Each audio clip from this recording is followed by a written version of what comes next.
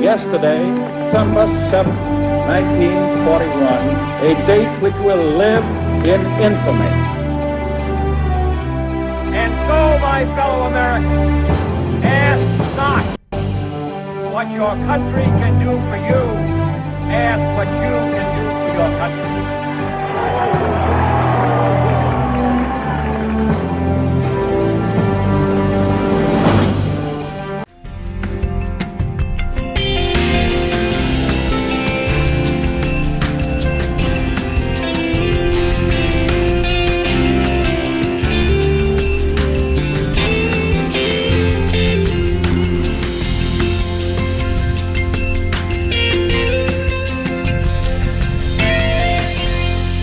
Welcome. The show is in honor of, it's a show for veterans, and it's about veterans, and we want to bring the general interests of the public forward as to what goes on with the VA and the organizations for veterans. But before I get started, something very important to me, and it should be very important to everyone out there. November 11th is Veterans Day, and every year we celebrate it, and usually to a lot of people it's just another day off and a day to go shopping or something like that. Take time out. Remember your veteran, okay? If you see a veteran out there, if you see somebody in uniform, tell them thank you for your service. It means so much to them, and it would enhance their life a whole lot just by you giving recognition to what they are doing for our country, okay? We all love our country, and this is part that'll help. Now, for today, we have a very special show, and I'd like to welcome back Dr. Aytaman, who was with us on the show before, and I told her, I said, Dr. Aytaman, come back anytime, and we will discuss further issues. She brought her whole family with her. With us, Dr. Patrick Molloy, who's the Chief of Staff. Well, let me read this, excuse me. New York Harbor Healthcare System, the Executive Chief of Staff, Dr. Molloy, welcome. Okay. Thanks, Ed. Dr. Fronshtein, Clinical Assistant Professor of Medicine, SUNY Health Service Center in Brooklyn. Thank you very much for coming, Doctor. Lynn Johnson, welcome back. You've been with us before, and Lynn is Outreach Specialist, that's right. He brought with him Andrew McCasland, the Eligibility and Registration Specialist for the VA. Thank you so much. Thank you. And Captain Isra Pananon, who's joined us as a panel and to talk about women's issues. And of course, my co-host, as always, Paul Dietrich. Thank you so much for being here, Paul. Paul helps put this together as he does everything else. Doctor, tell us, how are you? Thank you, Ed. Since, the last time I was here, we talked about hepatitis C, which is incredibly close to my heart. And I am proud to report to you that we are very, very close to 100,000 veterans treated nationally, with 95,000 veterans cured of Hep C. So, and at the liver meetings this year, they were showing VA as an example to the whole nation in terms of what we did with hepatitis C. Today, though, we are going to be talking about women's veterans issues. Isra is with us, and we prepared her questions and answers to her questions. And I am very, very proud to have our Chief of Staff, Dr. Malloy, with us, who actually just got back from Puerto Rico, volunteering there with a whole bunch of other VA staff. And Dr. Fronshtein is actually our one of the women's clinic doctors and clinician champions in the women's clinic. And we are here to answer your questions in that respect. Well, I welcome you, and maybe you could, well, before we get started, we have a very special hello for you from Joe Skinner, who paneled with us on our last program. Joe is enjoying his newlywed life, but he wants to thank you for all that you've done for him. He's one of those veterans that you helped with Hep C. Yes, actually, I tortured Joe quite a bit. I initially gave him the miserable interferon treatments, which are really injections that you take, and they make you miserable like you have the worst flu of your life, but for a year. And he didn't even want to come close to any treatment. We had to pull him into treatment. We cured his hepatitis C, and now he's a new man. Right, Paul? Yes, absolutely. Yes, absolutely. He is a new man, and he wanted me to say hello. I saw him this morning. Thank you. All right. Dr. Malloy, can you tell us what Harbor has been doing to address women's veterans issues? Yes, thanks, Ed. And let me say it's a pleasure to be here in honor of veterans, this Veterans Day. Let me tell you a little bit about VA New York Harbor Healthcare System. It's a multi-campus facility where we have acute care medical facilities in Midtown Manhattan, here in Bay Ridge and Brooklyn, as well as our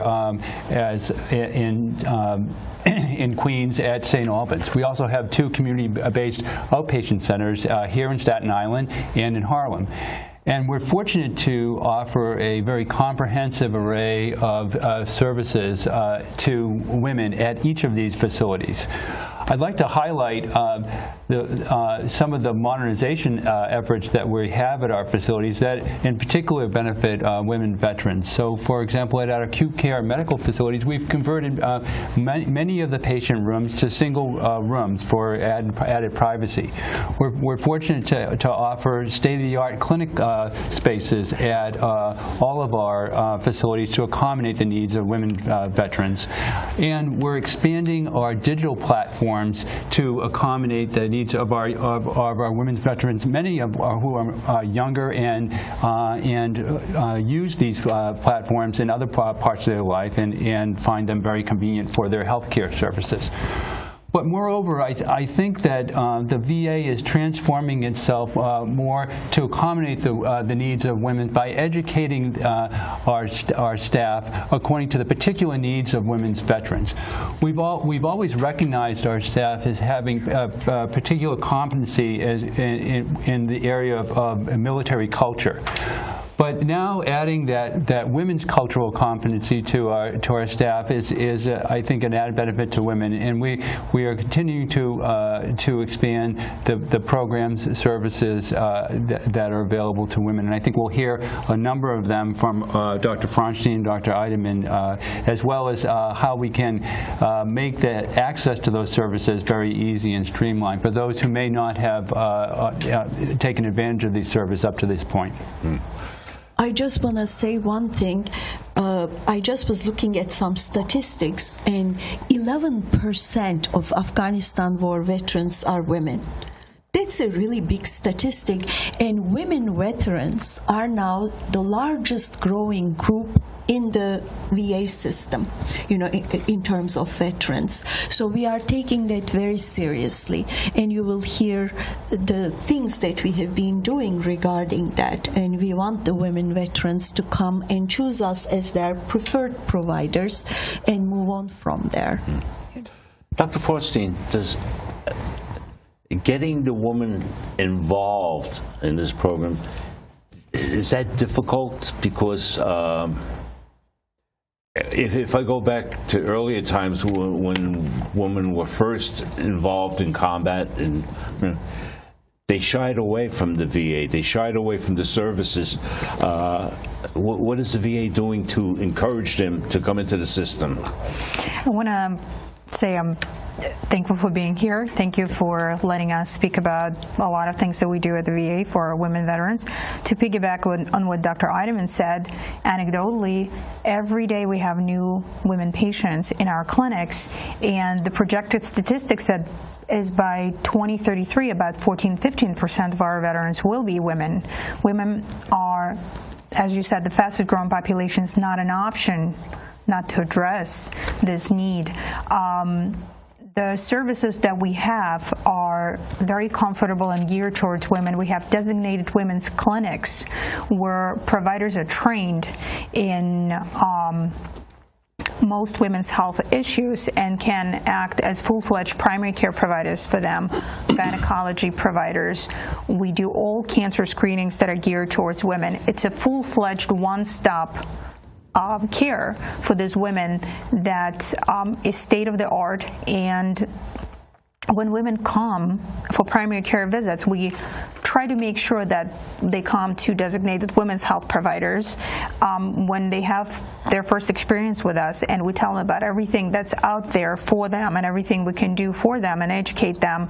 They do come back. Our schedules are full. Our women, most of the time, love to come back to us and get the services that we provide. Now, Lynn, from your perspective, the VA could be what has appeared to have been an old boys club. Okay, I mean, if you went to a VA clinic back in the 80s, seeing a woman coming in seeking assistance was virtually unheard of, or very minimized at least. Okay, what is the VA doing to change that image to make it encouraging for the woman to come in? Yeah, thank you once again, Ed, for having me back in. Happy Veterans Day to all the veterans who serve our country. Some of the things that the VA has recognized now that, once again, as Dr. Aytaman and the panel has spoken about, that the women's veterans population will only increase as we go forward throughout the years with the VA healthcare system. So they see the need now to be able to address some of the disparities that women veterans face upon entering the facility in terms of making sure that they are being addressed appropriately, just as the male veterans are when they walk into the building, to make sure that we ask them, can we help you directly as a veteran and not automatically assume that they're a spouse or a relative or a loved one. So we're trying to change a lot of that culture with the frontline staff when veterans walk into the door, in particular women veterans. Many of our facilities are now modernizing, like Dr. Malloy is saying, to make sure that women have some safe zones, that when they walk into the building that they know that their privacy will be respected as women veterans. So we're trying to get ahead of the times in terms of making sure that we have the resources, making sure that our staff are where we need to treat all veterans equally, and that's including women veterans. So these are some things that the VA is recognizing, that we're not perfect, but we know that we can improve, and this is something that we're definitely charging forward, and we really would like to be a leader going forward in that particular arena. Okay. I just want to add something also, that yes, each of our sites has designated women's health care managers who are clinicians in the past and now assume more managerial roles that do advertisement. We do outreach that we will talk about later. We do, as of last week, we did in our building an outreach program because it was Breast Cancer Awareness Month. We did that with our women's health staff for any woman veteran passing by in the hallway to learn about taking care of your breast and getting useful pamphlets. We also, I myself visited recently on the patient side, the VA's website. There's a great amount of resources for women's veterans there. If you go to womenshealth.va.gov, there's a lot of useful information for our women's veterans there, and services that the VA provides us also. So the information is out there. And Ed, I would also add that just the philosophy of the VA is more of a whole health type of philosophy rather than just a point of care, episodic care system. So we actively track our patients. We have an active health promotion and disease prevention program where we encourage and track our screening rates. We have lifestyle management opportunities, and this is an incredible opportunity for all of our patients, in particular our women veterans. Very good. Paul, you want to say something? I'd like to ask again the question. Let's go into some details about what services are out there available for the women veterans. I think it's important that we get this information out there because I think there's a shortage of knowledge of exactly what's available. And as I said to all veterans, you earn this. This is something that you earn by your service. So it is important that you take advantage of it when you need those services, because they're there for you. So could you go Paul, through that, Doctor? Can I just add something there? First of all, if you see our mobile van, we have a special poster there. It says, "You served, you deserve the best." Yes. And that's truly how I feel and how we all feel. So this morning, while preparing for this show, I said, let me check out whether these lines, hotlines, whatever lines are functioning. And I called our VA operator and I said, I want to talk to the military sexual trauma coordinator. It was 7:30 in the morning. They said, okay, we are going to connect you immediately. They connected me to a voicemail. And I heard our coordinator's voice, very clear voicemail. This is a secure voicemail of Dr. Segal. And please leave a brief message for me, and I will get back to you immediately if you have an emergency, and it gives you numbers. Within like 8:05, 8:10, I got a telephone call. I didn't leave name, just a number. I got a telephone call, so I know it's working.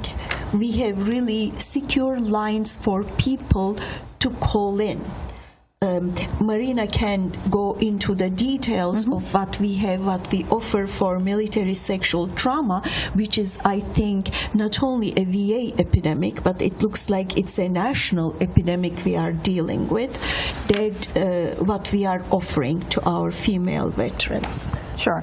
I can sort of list, as you suggested, the services. I'm a clinician, so first and foremost, as a primary care physician, it's a full-fledged primary care clinic where we deal with any conditions you might have. We have pretty much every medical and surgical specialty and subspecialty at the VA Harbor. We can refer our patients for all treatments. We have male and female gynecologists operating at our VA sites to address their gynecological needs. We do refer out, but women are covered for obstetric services while they're pregnancy, maternity, infertility treatments if they're eligible for it, if their infertility has been deemed service-related, or if their partner has been unable to procreate naturally from service-connected injury as well. We do have a very big mental health staff to address various mental health issues that our women deal with. PTSD, MST, which stands for military sexual trauma, depression, anxiety. We have group therapies that are geared just for women to deal with those issues. As I said, for PTSD, MST, stress relief groups, we have LGBTQ specific group for those patients as well as array of online services. And I think that's pretty much covered most of it. One item we were talking about beforehand was the difficulty that results from a deployment on a marriage. How about marriage counseling? And I know it was extremely difficult situation for my own deployment, but I can only imagine how difficult it is for a young woman with a child or something like that and away from her husband. So do you have that type of services available? Absolutely. Thank you for bringing it up. I might have left something out by just listing things, but absolutely we do have couples counseling available at the VA, and it's a common referral that I make through the mental health department. I would add that we have one of the largest mental health departments within the VA. We have a very large group both of psychologists and psychiatrists and mental health staff that work both on individual and in group therapy, and they have a wide array of options that are available to patients. The other thing that may make us a little bit unique is we have a very well-developed primary care mental health integration. So we make that service available right to the veteran at the point of care with their primary care physician to make it as easy and comfortable for them to address any needs that they have.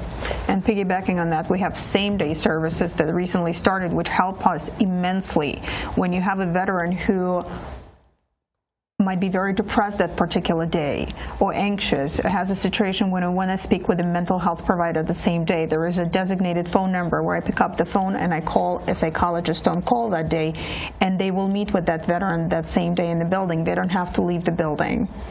The other thing I wanted to mention that we have a full-fledged outpatient and inpatient alcohol abuse, drug abuse services that are very useful. Andrew, in your position with the VA, what is being done to encourage those who are leaving the military to come into the VA, or even those who are currently active in the military to come into the VA program?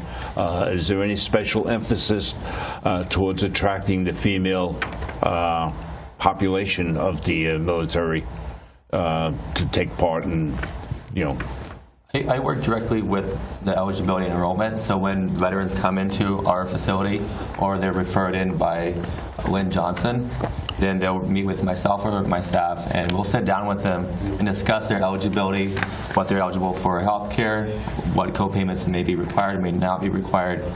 But speaking to our female veterans, I, as a manager, I've been really keen on trying to educate my staff and try to educate, as well, the veterans, trying to change the culture where all veterans feel welcome coming into the VA, no matter their gender, their sexual orientation, or their religion. And we want to create a space for all veterans to feel welcome.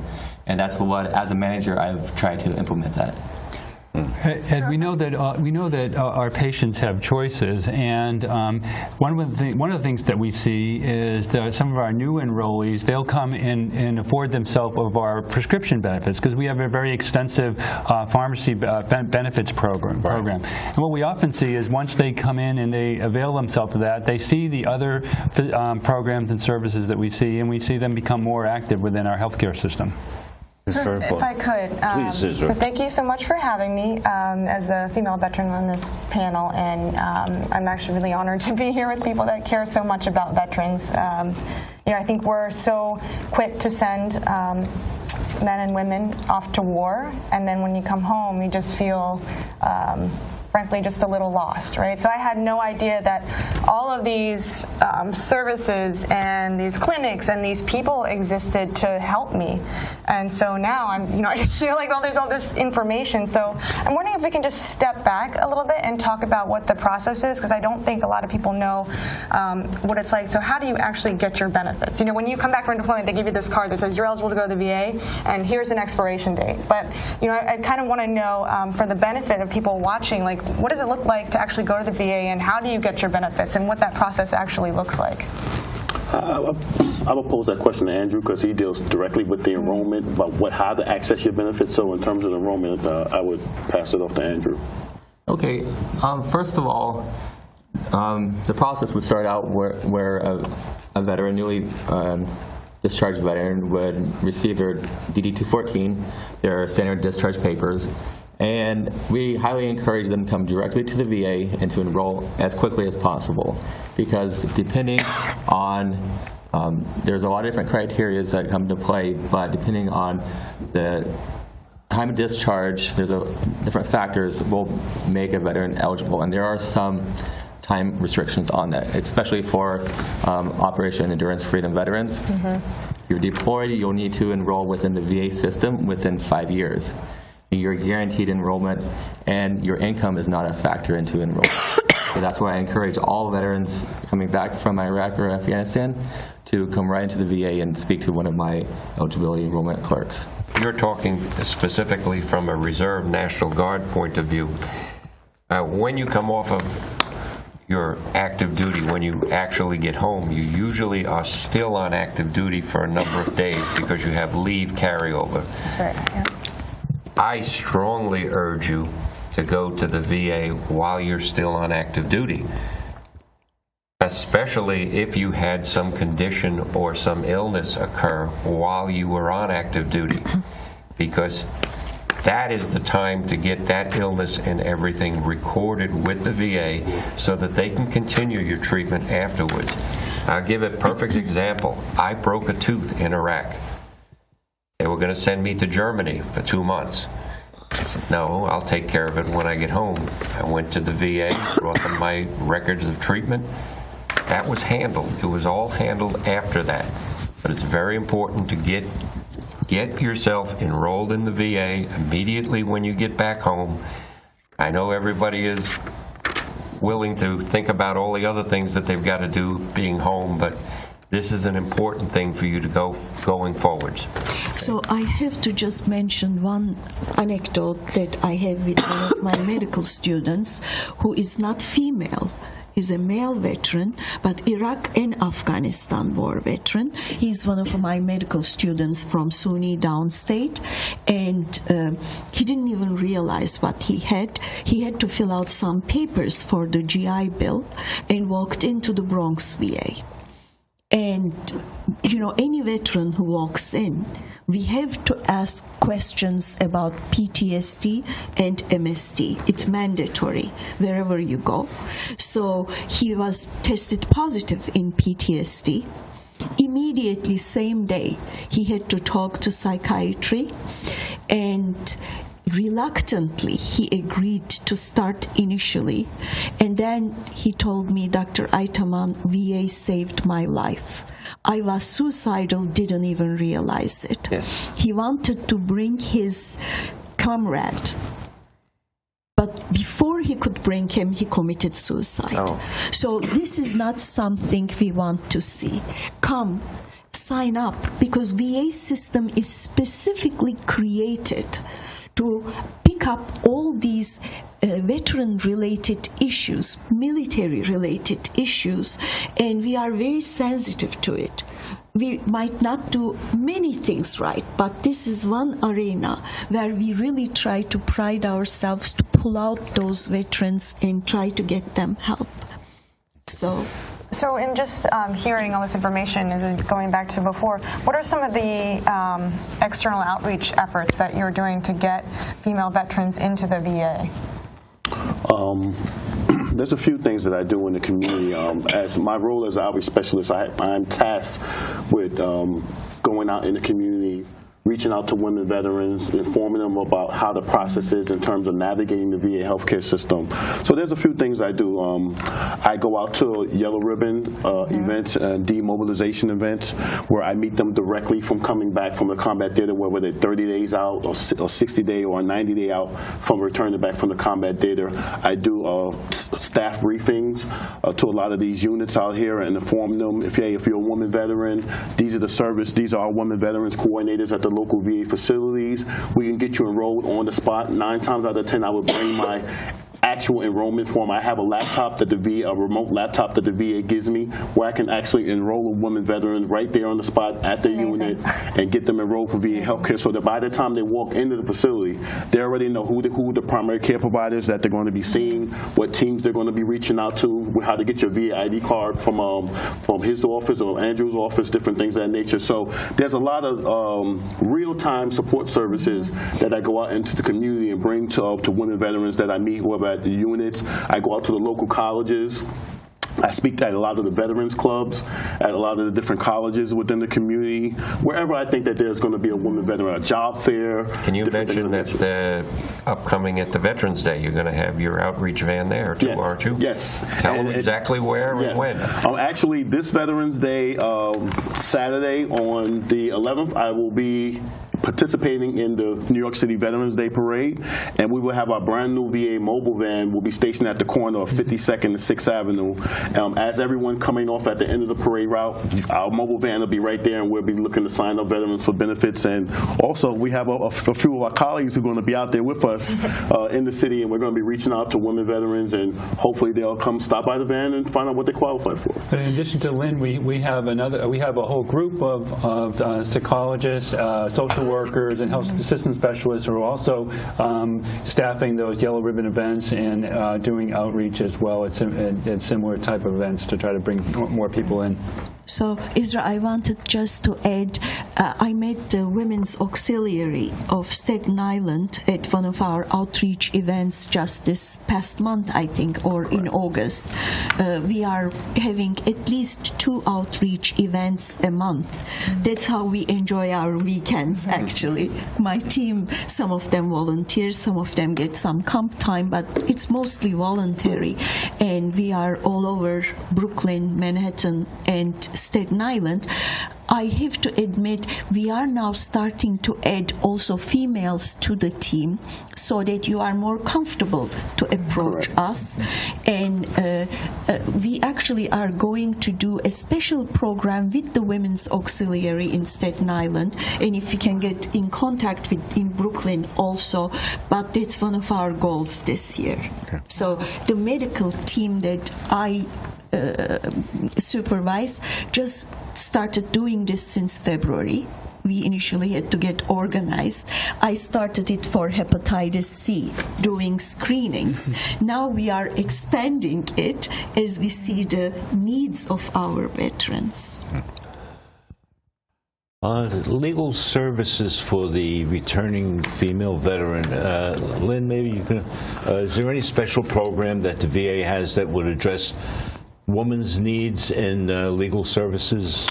Yes, the VA has now, at least I can speak for New York Harbor, we now have a program that's called Legal Health, where we will have pro bono lawyers come into the VA facility and meet with veterans and to be able to help address any of their legal needs, whether it's family court issues, applying for SSI, SSD if they may have been had some type of injury, tax issues. They might have some tax issues that they might be dealing with, different financial situations. We now have lawyers who have really chipped in and volunteered to come on to actually on site at the VA facilities to meet with our veterans for any particular type of issues. And it's all free of charge. Let me put the word out there. We don't charge for any of our services that we offer our veterans, and these are some of the services now that the VA has started to provide at our local facilities. I'd like to also bring up that should a person, and this is male or female veteran, get into issues with the law, New York City now has also veterans courts.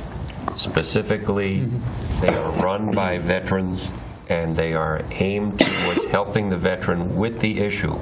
And a lot of these issues have to do with service that's underlying them.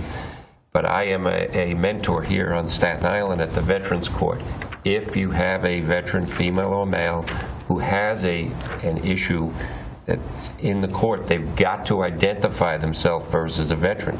And that's one of the big issues. There's a number of people in the system with court problems who, for one reason or another, did not identify as a veteran. And then they're not going to come and find you. You've got to identify. But I want to point out that in that court system, there is a very close linkage to the VA to get the medical services to address the underlying problems, whatever they may be, so that if you do get in trouble, there's a way to assist you in getting out of it without spending a whole bunch of years in prison. So. Let's talk about PTSD, and I'd like to address the 3 doctors here. Is PTSD discovered or treated any differently for the female veteran than the male? Is there a different criteria that you would use in identifying this? That's an excellent question. I am the stomach and liver doctor, obviously, but Marina gave us a beautiful grand rounds on that. The issues with PTSD in women are a bit more different. You already addressed it a little bit, like a woman veteran coming back from the theater has also to deal with family issues more heavily, children and what have you. And we have special programs that Marina was telling us about. Marina, how common is PTSD in female veterans as opposed to male veterans? So the statistics are dividing veterans into different eras. So it's interestingly enough that depending on which statistics you're reading, female veterans of Iraqi, Afghanistan, OIF era, on average, depending, again, which study you're reading, about 18 to 20% of them screened positive for PTSD. The Vietnam era veteran statistics that was done, I believe, in 2012 through the VA, close to 27% of women veterans of Vietnam era complained of PTSD symptoms or were diagnosed with PTSD versus about 31% of men. So overall, because our statistics are skewed by the fact that we're seeing so many more men than women, the prevalence might be higher in men. Also, from my reading, what I found out, and from my day-to-day practice, that women are a little less likely to come forward with PTSD, especially if it's stemming from sexual assault, from MST, which unfortunately majority of PTSD symptoms in women that we do see unfortunately stems from personal sexual assault, although combat experience or other military experiences also play a role. What I do find, and Dr. Aytaman can attest as well, since we're clinicians, we see manifestations of PTSD a little different from men to women. Women tend to have a lot more physical manifestations dealing with their female reproductive systems that we do see. They experience chronic pain differently stemming from PTSD. A lot of gastrointestinal issues such as IBS, more common in women than in men that we do see. So you sort of start to see a pattern almost in women who've dealt with this trauma in physical manifestations that they have. And it's true, they're busy mothers, they have to multitask, they do experience a lot of anxiety from the stress of life. One common feature of PTSD is the hyperarousal, so to speak, state, this hypervigilance that people experience, both men and women. In women, it can manifest a little differently. And the way we catch it sometimes in clinic, it's not always people who just came back from a deployment, who just recently discharged. It could be people who have dealt with this silently for 10, 20 years. A lot of times I'll find people who are retired now and have more time to themselves. And now they're saying, but doctor, all of a sudden I'm having nightmares. All of a sudden everything bothers me. I'm irritated by the littlest thing. And they don't realize a lot of times, men or women, but especially women because we're talking about them today, that these are manifestations of PTSD, that you don't have to necessarily be in cold sweats or having flashbacks. You could be just angry for no reason, you could be irritable, you might not be as able to deal with stressors of life as you did before. And we do encourage those women, we do ask special questions. We have questions geared towards PTSD specifically and then MST. They are already built into every visit for primary care service. There is not a single primary care provider in the VA nationwide who's not obligated to ask those questions. First visit and then revisit them on an annual basis or whenever they feel that their patient might be going through something to assess them for PTSD symptoms. And then from there on, we have, as I mentioned before, referral services that we offer. Yes, Dr. So for me specifically, MST is a big deal because I supervise endoscopy, and these veterans, whether male or female, when we are putting tubes through the mouth or through the anus, colonoscopy or upper endoscopy, can easily trigger the symptoms of military or any sexual trauma. So we have specific guidance on that. There is a little alert that's in our endoscopy schedule, and that veteran gets a chaperone from the time they sign into endoscopy unit till the time they leave. And the other thing is we acknowledge it and we ask them what they wish. Do they wish to be completely out and sedated, or do they wish to be more in charge and lightly sedated? We follow their wishes. If they wish a female provider or a male provider, we try to accommodate that. But we have had instances where the patient himself did not know that he has MST, or had put it into the subconscious and never acknowledged it. And 2 months after the endoscopy, one of our psychologists realized that that endoscopy triggered symptoms, and he was completely decompensating.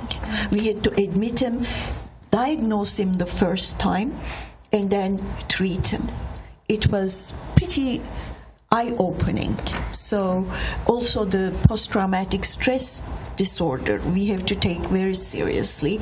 Their sedation, everything gets affected by it. We try to get help from our anesthesia services and try to offer them more stronger sedation during the procedures. But this is not only for GI endoscopy. Everything we do, this is embedded in what we do. We have this clinical reminder system electronically. It pops up in front of you. And you know, you inadvertently have to think about it. I just want to add. No, go ahead. So, so aside from the digital care trends and the personal attention to female veterans, personally, me, I have well, not right at the moment because I'm active duty, but civilian insurance because I am in the guard/reserve. So I have a civilian job that provides me with care outside the VA. So what are some reasons other than the things that I just mentioned for someone to just switch and come to the VA and use your services? So, Isra, can I speak for that? Because I have that question come at me a lot in terms of enrollment. I see so many veterans who say, well, I have private insurance. Why do I need to go to the VA? The VA has a program called the dual care system. And basically what we do with the dual care system, the VA wants you to keep your outside providers. We do not ask any veteran to drop their provider, even though we would like to be the primary user of choice for the veteran. You've earned that right, and we would be more than happy for you to come and access these services. But with the dual care system, we work collaboratively with your outside private provider to ensure that there's continuity of care, that we're not doing any double work that maybe your provider may have provided to you already. So we want you to keep your private doctor, but we would like for them to be able to work collaboratively with the VA providers to ensure that we're having a continuity of care. The cost of your medication might be $100 for the medication, but guess what? Your provider can work with the VA doctors to get that prescription for like $8-9 at the VA. So we do not ask any veteran to leave your doctor. That's not the purpose of what the VA is here. You've earned these rights and these services. We want to work hand in hand with your provider. That's what the dual care system, and I don't know if anyone and wants also, to touch on that. Remember, Andrew and Lynn specifically said that you have to sign up with the system. You never know when you're going to need it. Correct. All of a sudden you might lose your insurance. Something might happen. You are a veteran. You earned it. Use the system, because if you don't use it, you're going to lose it. Also, if we don't have enough veterans using the VA system, there is going to be less and less money shifted towards the VA. The services will be cut accordingly. So we work with outside providers very closely. I mean, for me, I work with every single transplant team in the tri-state area, because if my patients don't want to fly to Pittsburgh or Richmond, where we have the VA transplant services, I work with the local services. And some of the veterans we directly referred in the tri-state area using our Veterans Choice program. VA still paid through that program for all the services provided to you, especially for these kind of very expensive services. VA is excellent, really. So use it, come to us, and like any other healthcare system, I go to my private doctor. I am not a veteran, unfortunately. I go to the private doctor. I don't like him. I switch to another one. You can do exactly the same thing in the VA. You find the people you like and you stick to them. And I usually am very open, and I bother my chief of staff constantly, and I say, I don't like in the VA. I want to send my patient out. And when I send an email memo, I want this patient in this and that facility for this and that surgery, I had never never had a no answer. And I am there for 29 years. Wow. I can also say, as a women's health provider, I can tell you from my day-to-day experience, we do take much better care of our women that they would get on outside. Coming through medical school, do you think we ever learned about military medicine? It's not part of the medical school curriculum. It was a steep learning curve, and I'm so grateful that I know this whole other side of medicine that has to do with the military training, military experiences in women specifically. Just the array of mental health and other services that we have here that deal specifically with military trauma and military experiences that the outside psychiatrists are not well versed and equipped in. The groups that we have, other female veterans that you can meet there that could be part of healing, where you are participating in those groups are not available on outside. I do get the feedback from my patients day to day that who have had these services or tried to access similar services on outside, and they say, Dr. Fronshtein, I'm getting such a good care here.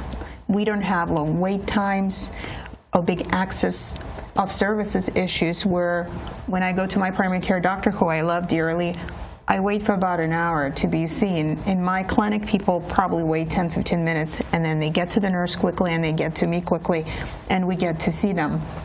And most clinics are like that with primary care. Well, so I do believe we have a huge in primary care. My clinics have a bit longer wait time, but my patients love us enough to. But New York Harbor overall distinguishes itself amongst the VAs having some of the best access to care amongst VAs in the country. So yeah, we're very, very fortunate. But just to step back again, it's that whole health approach to care with the military cultural competency, and now with an added focus on women's issues. I think it's particularly advantageous. Now can I ask you, because you had broached the question in reference to having an outside provider, and then why should I use the VA? Was there any concerns that you may have had that maybe we can address that while we're here in terms of having a private provider, and you might have some questions in reference to with the VA? There's actually nothing behind it other than that I think for myself and other people, we just don't know, right? Because when you're in the Guard and Reserve, you know that you are eligible for these benefits, I mean, especially if you've deployed, but I don't know what it is, right? I mean, maybe we're just hesitant to use it because it just seems like an arduous task to go to the east side, to go to the VA, whereas you can just go to your doctor's that's right down the street. So I think in New York we have this thing where it's a matter of proximity versus, you know, any level of care. But I very much, you know, appreciate all these answers because I think it's just, you know, people don't know, and we need to get the word out, and we need to show up. Right? Because we don't want these benefits to disappear. Something that's on my mind, and I wanted to just ask, and I guess once again, a phrase to the three doctors here is chronic pain is something that's very real with veterans, whether it's imagined or not. The use of prescription drugs to combat chronic pain has been widely abused. I mean, we read about situations in Arizona and Texas where the VA was accused of dispersing these drugs at will, and the flip side of that is creating a dependency on the drug, okay, to the point where it becomes criminal. And how is the VA's approach to dealing with chronic pain today for both male and female veterans? Because I would imagine it's the same for both. Well, and I'll take that first. I'm sure that Marina and Aisha will have some comments, but the VA, I think, has been at the forefront of addressing pain management, and the VA in New York Harbor is fortunate to have active pain management programs at each of our campuses. We have a multidisciplinary approach to pain. We offer a vast array of services, both and alternative therapies as well. So we continue to spread the expertise of pain management from our specialists to our primary care physicians who are at the point of care to identify that.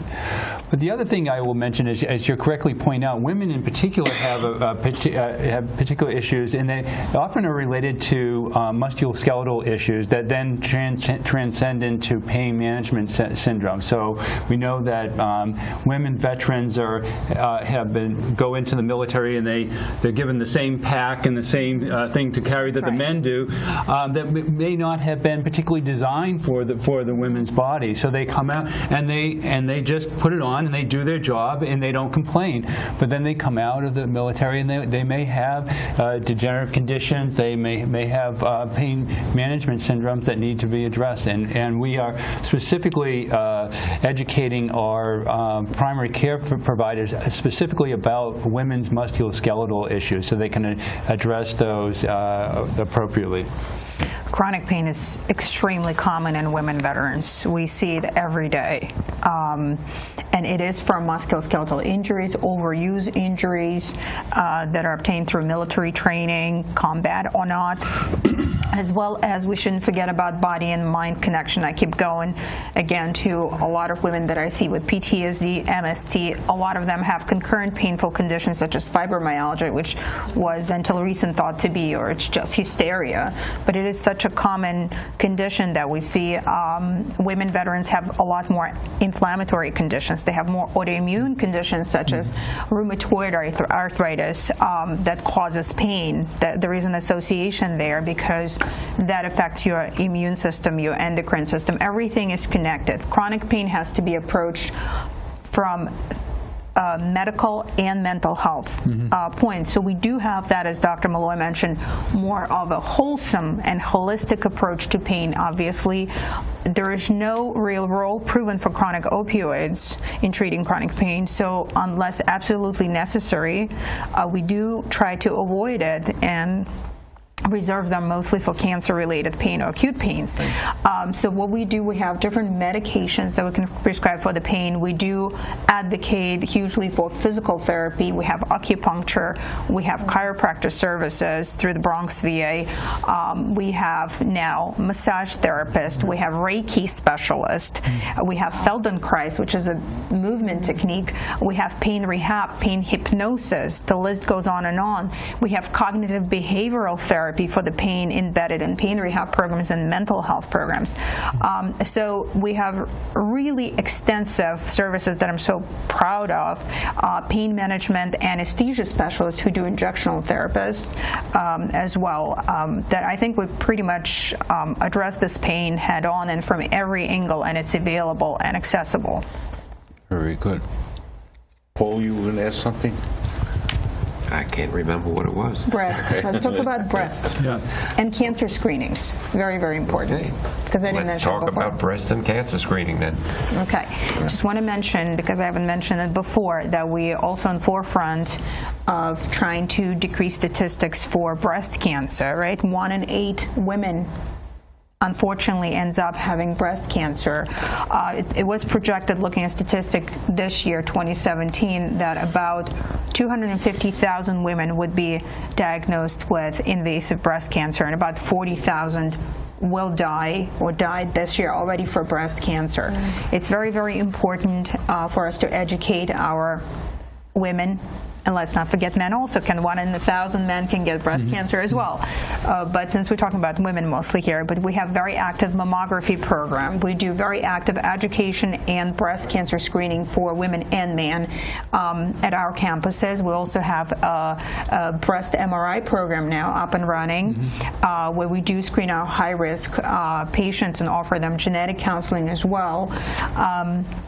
We do active screening for cervical cancer, immunize against HPV, colon cancer, pretty much it's a full-fledged, very important cancer screening programs that we have here. I was going to add to what Marina said. We do have we were one of the few VAs to have a full-fledged breast imaging program at our Brooklyn VA. We're fortunate to actually be able to extend that to our New York campus this year, so we're very happy to do that. We offer, and as was mentioned, we offer MRI services at both of our campuses, in addition to breast ultrasound, which is also an important facet of that at all of our campuses. And we do interfacilitary consults, so women from other VAs actually in the Bronx, which now is getting a breast imaging program as well, from New Jersey, from Northport, come to us to get their mammograms.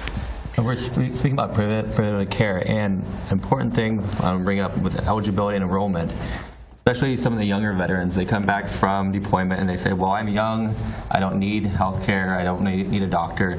That's quite the contrary. I know you come into the VA, the first thing what we do is we establish your enrollment and your eligibility, and then we assign you a PAC team. So that PAC team, you have a primary care doctor, you have all the nurses and the staff that work with that PAC team. You also have a mental health specialist, you have a nutritionist. Andrew, PACT means patient-aligned care teams. Correct, right? correct. Thank you for that. And that's an important thing that the younger veterans can take away from this, is the advantage of preventative care. Coming into the VA and getting, especially our female veterans, coming in and get preventative care, women's health care. So colon cancer screening obviously is very close to my heart, and traditionally, unfortunately to this day, women get less screening than men. First of all, if we see anemia in a man, we immediately scope them, do endoscopies, check for colon cancer. In women, we think of menstruation and brush it off. And therefore, many women, young women, get diagnosed with advanced colon cancer, which was neglected due to that issue. So that's a very, very important thing for us. Women might be a bit more difficult to clean because we traditionally are more constipated. Why? Because we multitask. I don't go to the bathroom because I want to finish that. I want to finish this, whereas a man gets the urge, he goes to the bathroom. So women put it off, and there you have your constipation. Once the urge goes away, you lost your chance for that day. We don't hydrate. Exactly, we don't hydrate, we don't drink enough water.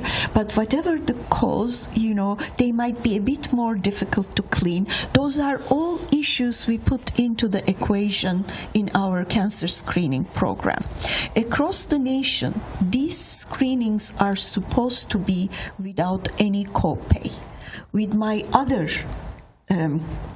title, which is Governor of American College of Gastro, I go and lobby the Congress not to eliminate any one of these benefits for screenings. Hepatitis screening and hepatitis C screening and universal treatment availability, colon cancer screening without copay, so that people don't see it as a barrier, go and get screened. We have cut down our colon cancer rates by 50% since 2007 with our colonoscopy program. So it's pretty significant. It's very, very, very important. Well, I can't believe an hour went by this fast. And it's amazing, and we could probably go for another hour if we continued. But I want to first of all say, after listening to everyone here on the panel, I think whoever tried to give the VA a black eye going back in years should be taken out and put away someplace, because I'm very proud of hearing what the... Thank you so much. You don't know what this means to us. Very proud of hearing what the VA is doing here in New York with the Harbor Healthcare System. It's amazing how much that you're offering. So I'd like to thank all of the panel for being here today. Each and every one of you played a very important role in today's program, and everybody participated, and thank you so much. It's so meaningful to me. Okay, and before we say goodnight, just remember, everybody, This is Veterans Day, okay? You see a veteran out there, you say thank you for your service. And from me and from the entire panel, to all of you veterans out there, thank you for your service. Thank you. Thank you. Thank you. Thank you. Thank you for your. You just keep watching in honor of. We will continue to bring you programs like this for you veterans. We love you. Yesterday, December 7, 1941, a date which will live in infamy. And so, my fellow Americans, ask not what your country can do for you, ask what you can do for your country.